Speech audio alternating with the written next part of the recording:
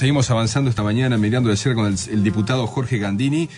Diputado, en las últimas horas, usted estuvo ayer reunido por otros temas con el ministro de Economía, por el tema de los contratos público-privados. La conclusión que nosotros recibimos fue de que si hay mayor consenso con todos los agentes que integran, digamos, la escena económica del país, podría apoyarse el proyecto, ¿no? Si es que hay un acuerdo en ese sentido. Si el proyecto tiene respaldo, habría apoyo. Estos proyectos o tienen mucho respaldo o se aprueban, sí, pero no funcionan. Acá uno tiene que tener el equilibrio, es decir, el Estado tiene que asegurarse que las cosas se hacen bien porque transfiere y se compromete por muchísimo dinero.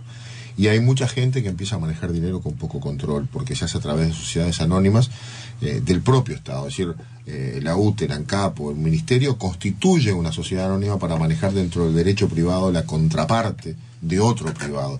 Y ahí se nos escapa. Al Parlamento el brazo no le llega allí para controlar. Al Tribunal de Cuentas tampoco, la Auditoría Interna de la Nación tampoco, si se asumen riesgos. Hay que generar garantías y transparencia. Y el equilibrio es hacer algo interesante para que el particular diga, me meto ahí. Y para que el que pone la plata y financia, que es un tercero que no aparece, diga, yo financio. Por ejemplo, las AFAP. Las AFAP tienen 6.000 millones de dólares, que es el ahorro de los trabajadores. La ley, que empezó a regir hace muy poquito, les permite invertir en otras cosas que no son papeles públicos. Son inversiones productivas, pero tienen que ser inversiones seguras. Si no hacemos una buena ley, la AFAP no puede invertir. Si pudiera invertir, es bueno para los trabajadores porque van a tener mejor rentabilidad, para el país porque tiene inversión nacional y no necesariamente extranjera y no es bancaria, y para el país también porque hay financiamiento real a proyectos productivos. Pero si esto no está equilibrado, ¿qué es lo que pasa? El inversor o el financiador se retraen y simplemente no funciona. Una de las bases es que no es que se aprueben con los votos del gobierno, es que se aprueben con un alto consenso, porque el que va a poner plata por 30 años quiere estar seguro que cuando cambie el gobierno no le van a derogar la ley.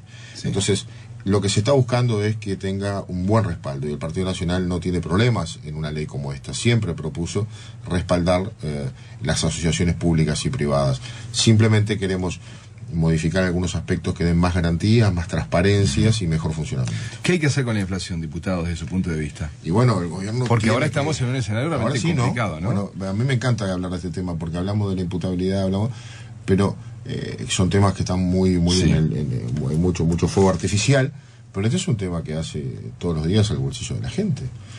Mañana miércoles a las 9 de la mañana viene el ministro de Economía a Comisión de Hacienda. Hace tiempo que lo citamos por el tema de los impuestos, de las reformas tributarias de las que tanto se hablan, porque son de los temas que importan al bolsillo de la gente.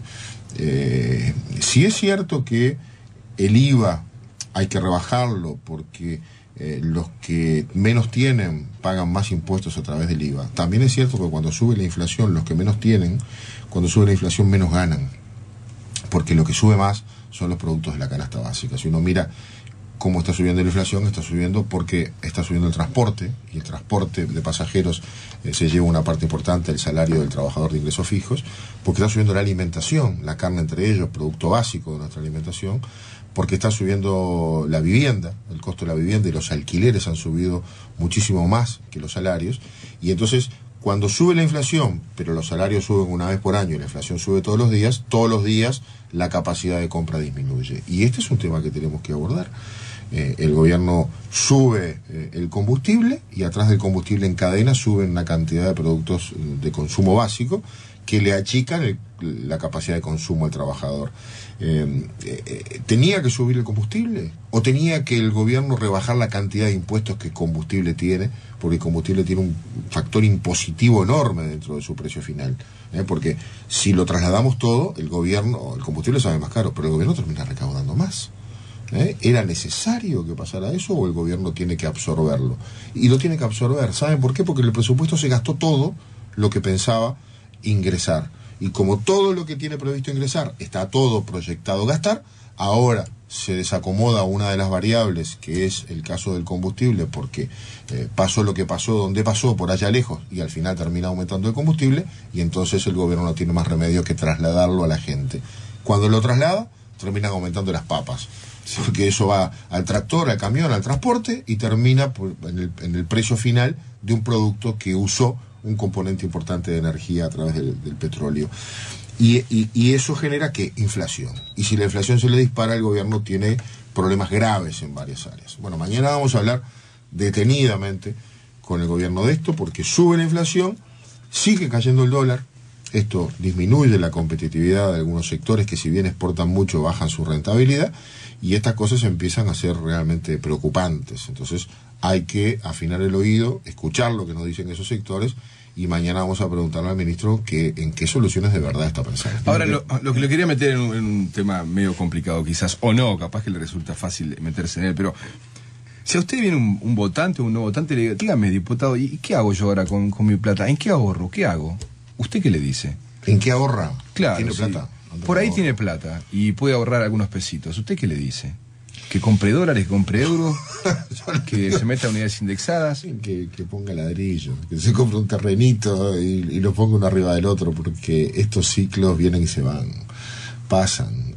Estamos en una etapa muy buena, pero no sabemos cuánto tiempo dura. La historia demuestra que no duran demasiado, que son ciclos, y hoy el Uruguay está en una fantástica situación, que es un rinconcito del mundo que fue poco afectado por la crisis que pasó el mundo desarrollado, pero en algún momento nos puede tocar.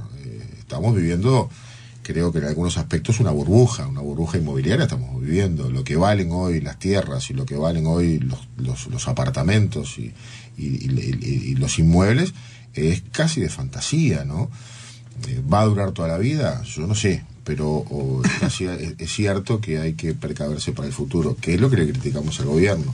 Gasta todo como si siempre fuera así, y lo gasta en gasto corriente, en un presupuesto muy rígido, que después cuesta mucho modificar y cuesta mucho desandar.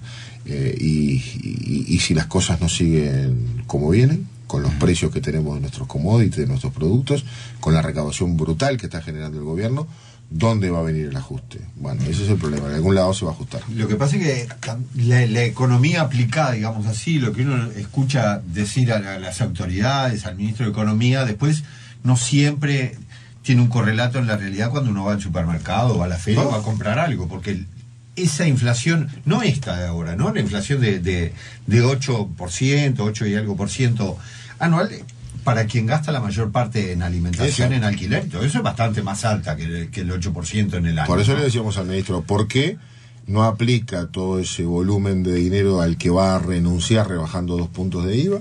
No lo aplica a la rebaja de algunos sectores que hay que priorizar. Por ejemplo, le decíamos, y mañana se lo vamos a volver a proponer, ¿por qué no le saca el IVA a la tarifa de UTE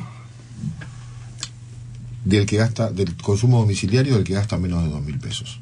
Ahí nos aseguramos, primero, que la rebaja se da, porque cuando bajamos 2 puntos de IVA, yo quiero ver si una camisa que vale 500 pesos en la vidriera, después que se baje el IVA, va a estar costando 492, o va a seguir costando 500, y los 8 pesos se lo quedó alguien en la cadena. Muy probablemente sea lo que pase, se lo queda en la cadena, salvo lo tarifado. Entonces, la UTE está tarifada.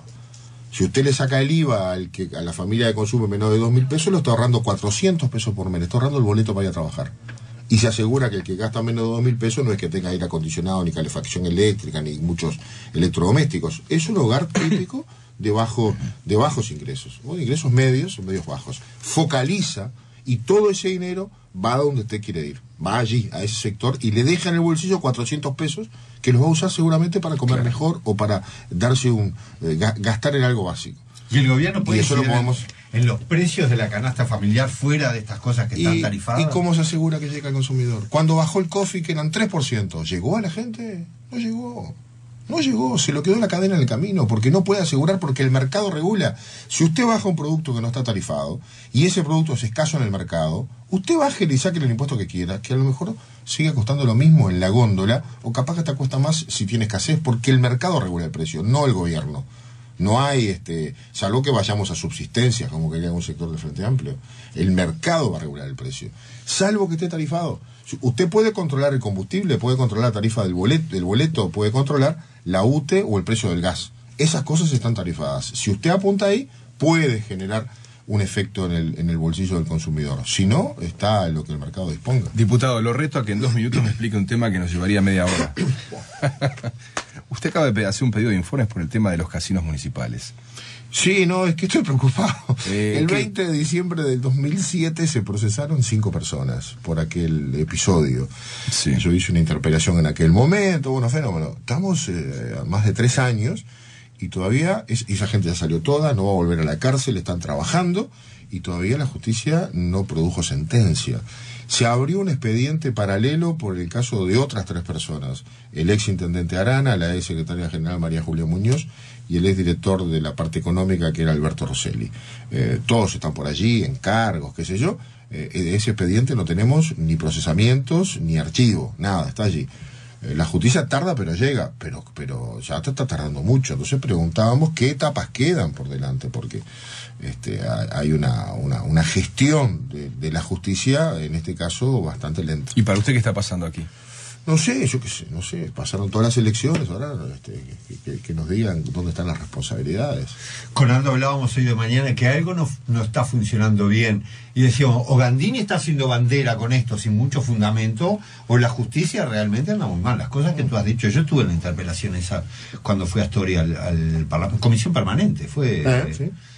Y realmente se dijeron cosas muy duras, ya se habían dicho cosas muy duras, después siguieron pasando cosas que aparentemente son muy graves. ¿Y qué pasa? ¿Qué es lo que no funciona? ¿El rol de un diputado denunciando estas cosas o el Poder Judicial a la hora Yo de... en este tiempo le vamos a preguntarle al Poder Judicial qué le queda a este asunto. ¿Se acuerda? Se perdió el expediente, hubo que armarlo de vuelta. Sí. Cuando se armó de vuelta, justo apareció el expediente en un cajón del mismo edificio de donde se había desaparecido. Renunció la fiscal Olga Carballo, que había trabajado en el tema, entró una subrogante, se fue la subrogante, vino un nuevo fiscal, ese fiscal pidió 60 pruebas más y varios careos, se han hecho todos.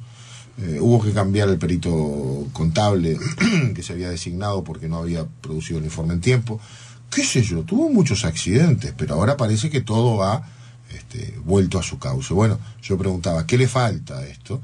Para que los uruguayos sepamos dónde están las responsabilidades, porque a lo mejor se archiva y se absuelve a Bengoa, Estamos en esa etapa, estuvo procesado, cumplió una preventiva, a lo mejor es inocente, o a lo mejor es culpable, y si es culpable, lo que dice Bengoa de que sus superiores sabían y participaron, ¿es cierto o no? Porque si es así, entonces hay otros jerarcas de aquel tiempo que tienen responsabilidad. Yo tengo mi opinión política, pero estoy hace 4 años callado, esperando que el Poder Judicial de su fallo, ¿no? Porque creo que es lo que corresponde. Está en etapa de sumario, hay que esperar que la justicia actúe, pero que actúe. Diputado Gandini, muchas gracias por su tiempo esta mañana entonces. Buenos días. Buenos días.